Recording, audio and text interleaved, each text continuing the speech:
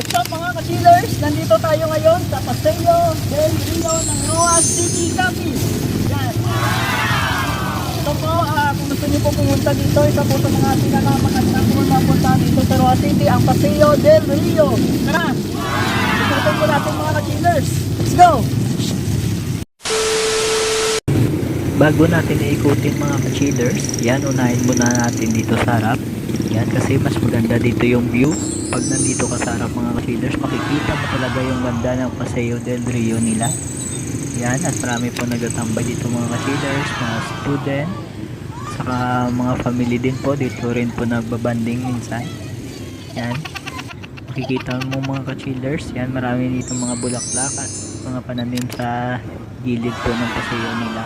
Yan, makikita mo rin po yung mga student dito mga ka-chillers. Yan, after ng pasok nila, dito sila nagpapahangin o nagpaparelax.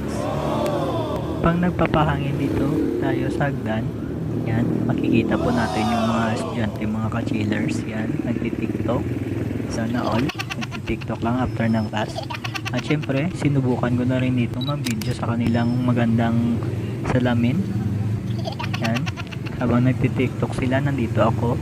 Yan, sa kanilang pintuan na kristal. Sinubukan ko na rin mag-video dito kasi ang ganda po talaga ng views dito mga ka-chillers. Oh, yan. O diba?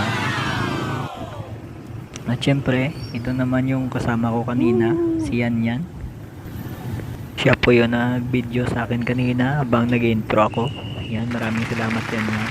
Yan, at maraming din po mga family na nagbabanding dito tuwing hapon mga ka-chillers at umaga. At ito po yung security guard. Yan, mas safety po dito ka-chillers magtambay kasi meron pong security guard.